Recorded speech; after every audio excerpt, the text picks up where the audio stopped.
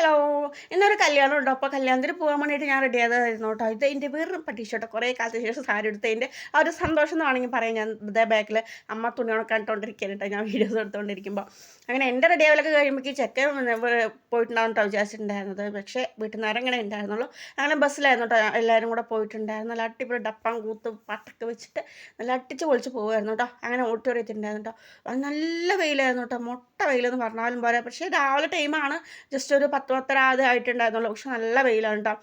ചെക്കനെ ആനയിക്കാൻ വേണ്ടിയിട്ട് ഇതുപോലെ പൂണ്ട് പന്തലൊക്കെ ഉണ്ടാക്കിയിട്ട് നല്ല അടിപൊളിയായിട്ട് വന്നിട്ടുണ്ടായിരുന്നു കേട്ടോ, വരവേൽക്കാൻ വേണ്ടിയിട്ട്. ഇപ്പോഴത്തെ ട്രെൻഡാണല്ലോ അല്ലേ ഇങ്ങനെ. അങ്ങനെ നമ്മൾ ഓഡിറ്റോറിയത്തേക്ക് കടന്നിട്ടുണ്ട് കേട്ടോ. നല്ല അടിപൊളിയായിട്ട് ഡെക്കറേറ്റ് ചെയ്തിട്ടുണ്ട് കേട്ടോ ഓഡിറ്റോറിയം.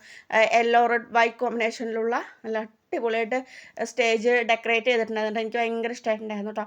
പിന്നെ കുറച്ച് നിന്നത് പെണ്ണ് വന്നിട്ടുണ്ടായിരുന്നു. പെണ്ണിന് അതേപോലെ ചെക്കനെ വരവേറ്റ പോലെ തന്നെ ആ ഒരു പന്തലൊക്കെ ആയിട്ടാണ് കേട്ടോ, പൂക്കളുടെ പന്തലുകൊണ്ടൊക്കെയാണ് കേട്ടോ പെണ്ണിന് വരവേറ്റുണ്ടായിരുന്നത്. പിന്നെ അത് മാത്രമല്ല, പെണ്ണിൻ്റെ ഒരു അടിപൊളി ഡാൻസ് ഉണ്ടായിരുന്നു കേട്ടോ.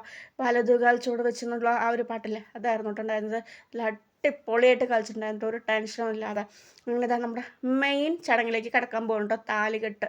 അങ്ങനെ താലികെട്ട് ഞാൻ അത്യാവശ്യം ബാക്കിലായതുകൊണ്ട് എനിക്ക് നേരെ വീഡിയോസൊന്നും എടുക്കാൻ പറ്റിയിട്ടുണ്ടായിരുന്നില്ല. അങ്ങനെ ആ താലികെട്ടൊക്കെ കഴിഞ്ഞു കേട്ടോ. പിന്നെ ഞാൻ നേരെ ഭക്ഷണം കഴിക്കാനൊക്കെ പോയിട്ടുണ്ടായിരുന്നു. അത്യാവശ്യം നല്ല തിരക്കുണ്ടായിരുന്നു കേട്ടോ ഭക്ഷണം കഴിക്കാൻ കയറുമ്പോൾ. പിന്നെ അങ്ങനെ കഴിക്കാൻ വേണ്ടിയിട്ട് കറികളൊക്കെ സദ്യയുടേതായ എല്ലാ കറികളും വിളമ്പിയിട്ടുണ്ടായിരുന്നു കേട്ടോ. പിന്നെ ചോറും കൂടെ കൊണ്ടുവന്നിട്ടുണ്ടായിരുന്നു. പിന്നെ സാമ്പാറും സാധാരണ പോലെ സാമ്പാറും അങ്ങനെയൊക്കെ ആയിട്ട് നല്ല അടിപൊളി കല്യാണ സദ്യ കഴിച്ചിട്ട് തിരിച്ച് ഞങ്ങൾ ഇതേ കെട്ടി വീട്ടിലോട്ട്, ചെക്കൻ്റെ വീട്ടിലോട്ട് പോകുന്നു കേട്ടോ പെണ്ണിനെയും കൊണ്ട്. ബസ്സിൽ തന്നെയായിരുന്നു കേട്ടോ, വന്നത് ബസ്സിലാണ്, പോണത് ബസ്സിലാണ് കേട്ടോ. അപ്പോഴും നല്ല അടിപൊളി ഡപ്പാങ്കൂത്ത് പാട്ടുണ്ടായിരുന്നു കേട്ടോ. അങ്ങനെ ഡപ്പാങ്കൂത്ത് പാട്ടൊക്കെ വെച്ചിട്ട് ഞങ്ങളിങ്ങനെ പോയിക്കൊണ്ടിരിക്കേണ്ട അവസാനം വീടെത്തിയിട്ടുണ്ടായിരുന്നു കേട്ടോ.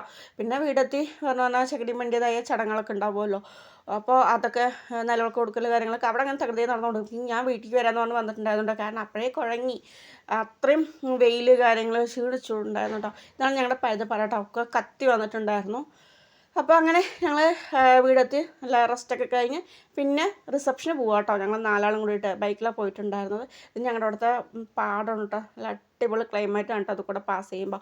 അങ്ങനെ അതേ വെൽക്കം ഡ്രിങ്ക് മുന്തിരി ജ്യൂസിൽ സ്റ്റാർട്ട് ചെയ്തിട്ടുണ്ട് കേട്ടോ ഞങ്ങളുടെ റിസപ്ഷൻ പരിപാടി. പോകുമ്പോൾ അതാ ചെക്കനും പെണ്ണൊക്കെ നല്ല റെഡി ആയിട്ട് ഫോട്ടോസൊക്കെ എടുത്തുകൊണ്ടിരിക്കുകയാണ് കേട്ടോ. അപ്പോൾ എൻ്റെ ഡ്രസ്സ് നല്ല രസമല്ലേ, ലെഹങ്ക, എനിക്ക് ഭയങ്കര ഇഷ്ടമായിട്ടുണ്ടായിരുന്നു കേട്ടോ. പിന്നെ ബൊഫേ ആയിരുന്നു, നേരെ ഫുഡ് കഴിക്കാൻ കയറിയിട്ടുണ്ടായിരുന്നു. അങ്ങനെ കുറച്ച് റൈസ്, ചിക്കൻ കറി, അങ്ങനെ പൊറോട്ട അങ്ങനെയൊക്കെ ഒന്നുണ്ടായിരുന്നു. അപ്പോൾ എനിക്ക് ആവശ്യമുള്ള കുറച്ച് ഐറ്റംസ് ഇത് എടുത്തിട്ടുണ്ടായിരുന്നു. പിന്നെ അതൊക്കെ കഴിഞ്ഞ് വെളി വരുമ്പോഴേക്കും നല്ല ഇരുട്ടായിട്ടുണ്ടായിരുന്നു കേട്ടോ. പിന്നെ ഐസ്ക്രീം കഴിക്കാൻ വേണ്ടി പോയിട്ടുണ്ടായിരുന്നു.